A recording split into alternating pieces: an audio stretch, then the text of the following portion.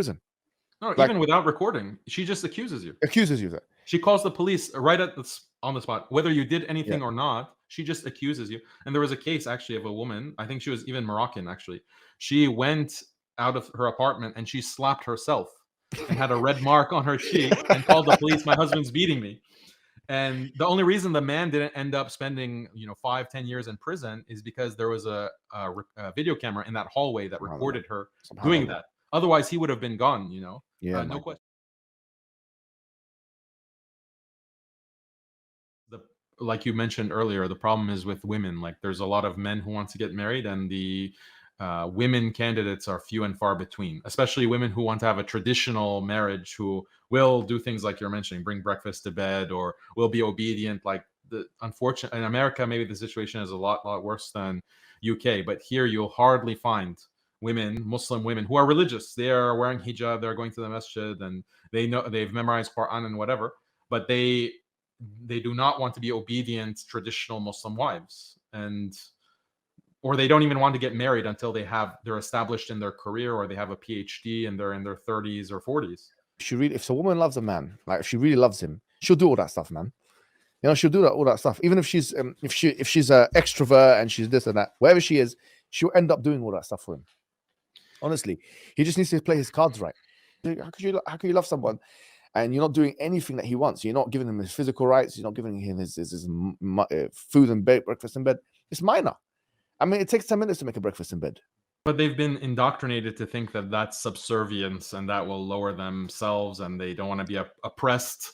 And so they have this battle where their nature is telling them to be loving and caring and cook the food and present the food, but then there's I'll be honest, I would say that, wallahi, voice. if a brother marries a woman like that, he should give her some time and then he should divorce her.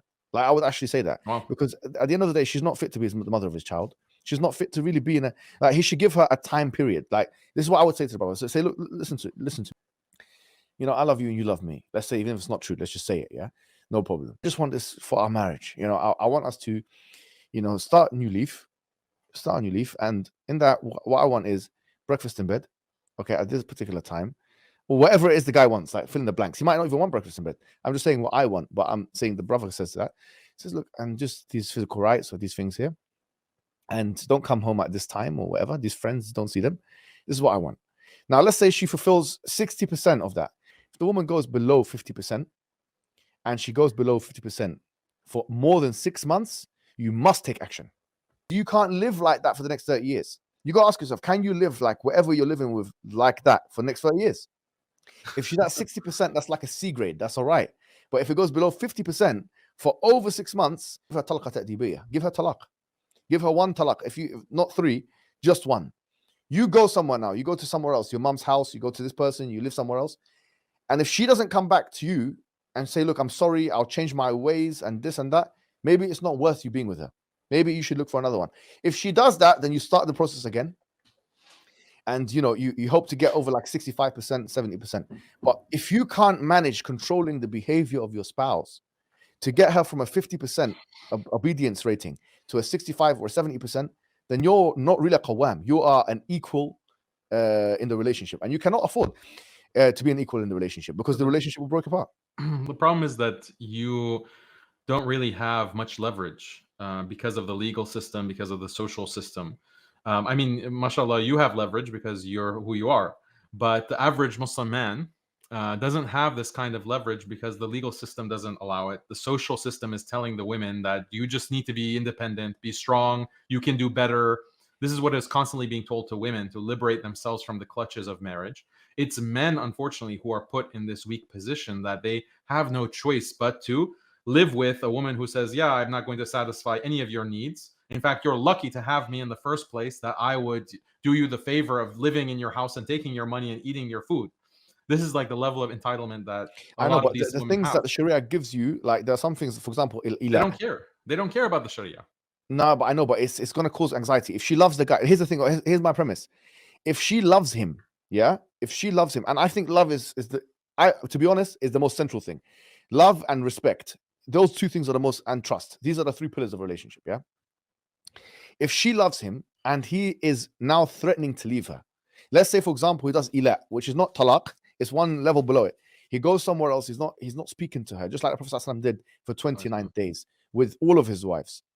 Yeah, the thing is that what these Muslim women are learning is that if your husband leaves you, or if your husband makes you feel any kind of discomfort, that he is abusing you, and he is actually committing domestic violence. They've expanded the definition of violence to such an extent that, and that's the thing about love. I would just add this point, and that the love is actually a secondary phenomenon. Like, the love comes after the kind of obedience or mutual exchange, that especially when it comes to Islamic marriages, because you don't have time in an Islamic doing things in a halal way. It's not like girlfriend boyfriend where you've had extended contact and then you've developed feelings of love for a person before you marry them. Usually you're getting married and there's not really a deep love that the husband and wife have for each other. Sometimes it's an arranged marriage. They haven't even seen each other for any extended period of time or conversed with each other for extended period of time. But the love comes later, and the love comes because of respect. It comes from obedience, comes from mutual exchange, like exactly like you described. Your wife is bringing you food and your love for her increases. So it's like a chicken and the egg. The action, the obedience comes first, and then the love grows. But if there is, no respect, there is no obedience, there is no even qawama that we're talking about, even psychologically for women, like, they can't love someone that they don't look up to. They can't love someone in that deep way, a man that they're actually looking down upon. And so a man is going to be seen as not worthy of her love. And so all of these things are limiting the options of men to actually have leverage in a marriage to create love.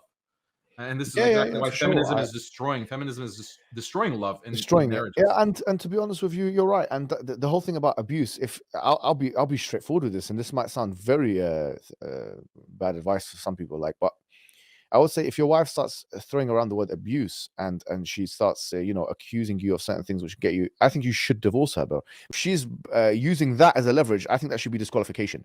It's like a red card. Now you're using the word abuse, which means you're trying to use the law, especially if she calls someone from her family or somebody from the police or something. And let's say we're assuming this is not happening. There's no abuse happening. There's no physical confrontation. And she's using this now to leverage him. You're abusing me. And this, I'll say, listen, if you say that again, you're divorced. Don't ever say that in my face again. That's not any kind of leverage against her, because in the divorce proceedings, she's going to call you an abuser, and plus she'll call you a terrorist too, because she'll say that, oh, this guy is a Muslim. I don't know what kind of rule you're dealing with there, man, in America. I think you should come here, bro. You're one though, very bad if that's what they're doing. Yeah, these are real cases. I'm not even talking about hypotheticals. These are real cases. Doing that, then the man starts doing secret recordings and stuff.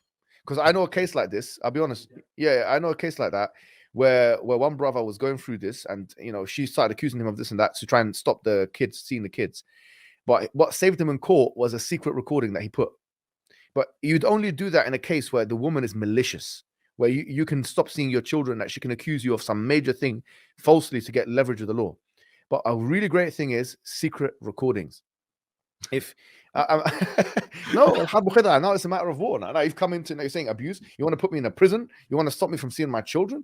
Now it's a different situation. Now it's no longer a matter of I want to be with. I already don't want to be with you now, because if you said that, it's finished. Now let's be honest. So now it's a matter of how do I make sure I get out of this scot-free without any criminality. So I would say now you have to start being there has to be a technical gap between your thinking and her thinking. Technological gap. You need to start putting traps and this and that and doing things, That's the thing. They train these women, like, just this year alone. Well, now we're training the men. Now we're training them. I get exactly what you're saying. I would just point that the amount of leverage that we can use is the Sharia gives the man a lot of leverage, and it's because it is in the interest of a man to preserve his marriage. Because if he divorces his wife, that's a loss for him. Like, all else being equal, it's a loss, because he has put so much resources into marrying her, through mahar, through all of the nafaqah, maintenance that he has to pay over time. Maybe he has children. So this is all sunk cost if he divorces her. But the Sharia gives other kinds of leverage that he will have over his wife. And we can talk about Surah An-Nisa. We can talk about how you mentioned some of it. Yeah, but I would say that with that, I would actually advise brothers not to, like, for example, if whether it's symbolic or whatever, not to put their hand on their wife. Why? Because now this doesn't fulfill what it used to fulfill back in the days. Nowadays, if a woman videos you doing that, or she records you saying that you did that, you can go to prison. No, Like, even without recording, she just accuses you. accuses you of that. She calls the police right on the spot, whether you did Yeah. anything or not. She just accuses you. And there was a case actually of a woman. I think she was even Moroccan. Actually, she went out of her apartment and she slapped herself and had a red mark on her cheek and called the police. My husband's beating me. And the only reason the man didn't end up spending 5-10 years in prison is because there was a video camera in that hallway that recorded her doing that. Otherwise, he would have been gone. Yeah, no questions asked, But- only on the testimony of the woman. It shows you that, like, that's one thing. I mean, you don't need the Prophet ﷺ, he controlled all of his wives and his affairs without engaging in that. He didn't. In fact, he even said the worst of you are the ones who keep hitting your wives. That's the worst of you, because it shows that you can't control yourself actually. And the Prophet Muhammad ﷺ also told us that a woman can be adhaba للب الرجل الحازم. This hadith of Sa'id al-Khudri in Sahih Muslim, which is that you can make a principled man lose his mind. It's very powerful. Just in the hadith, it's just that your principled mind loses mind. So you have to take a step back. Now, what you have to see, what is your artillery? If you're trying to control the situation, you have ila, you have talaq, you have hajar min al-madja', you have maw'idha, you have polygamy, which can be done. It's not as a punishment or anything, but just it can be done. That You don't have those things in your artillery. That's why you I'm can trying give to a say. talaq. The legal system has made all of these options illegal. Like they're actually illegal, Well, or they can be if used you against decide I'm you. not going to have sex with my wife, they're going to come and arrest you, for example. No, she'll accuse you of abuse as well, and when she divorces you, she'll get all your property. She'll get custody of the kids. Then American Muslims shouldn't get married by the British law, or the American law. It doesn't matter. If you're doing, even if you just do your nikah, it's still you're still legally obligated to these things. You're still accountable to the There's no distinction. How would you prove that you've done nikah? How would you prove that you're married? Nikah, yeah. No, all she has to go to court and say, yeah, he married me in the masjid, or he married me according to Islamic law, and that'll actually count against you, because the judge will say that, he is using religion to manipulate her. We'll do nikah. I wish it were that easy, but unfortunately, I don't know. I think that I don't know if it's every state is as gloom as you're making it out.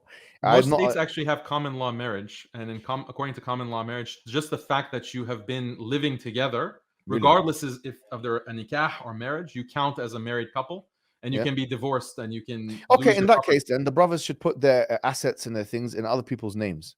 They should put that.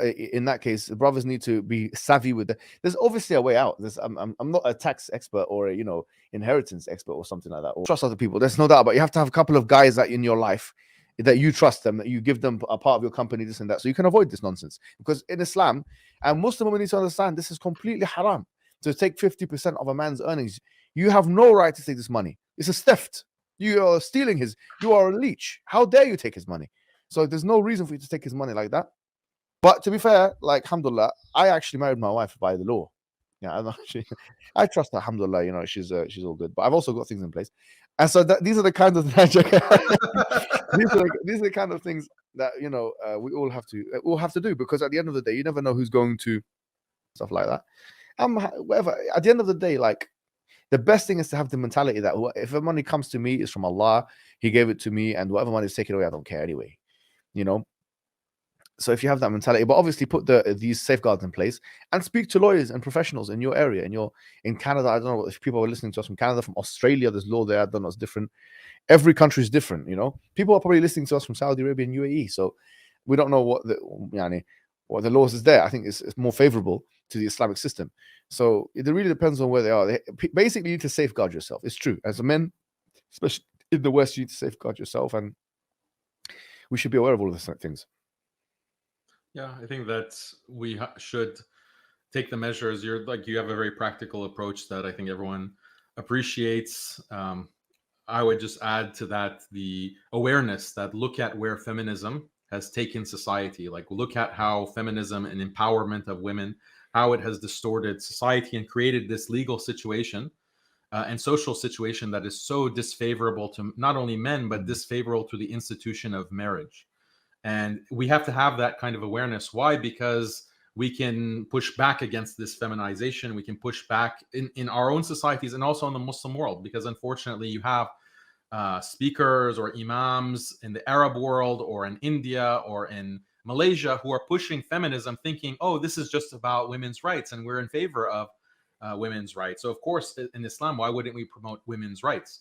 But what they are mistaking is that, no, you're promoting things that are actually contrary to the Sharia. And step by step by step, you're creating a situation that is completely disfavorable to marriage, disfavorable to the rights of men, and so forth. Like, this is a dystopia. Like, the kinds of steps that you're telling someone to take at 21 years old, you didn't have this knowledge, right?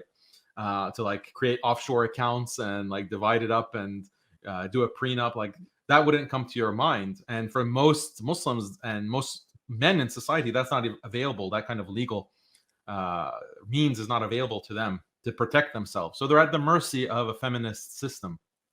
Recognizing that dhulm, I think, is really critical, because the Muslim youth and the imams and the community as a whole can reject this ideology out of hand and say that we don't want this system because look at where it leads. It leads to disaster. It leads to 40%, 50% of our Muslim daughters and sons not being able to get married.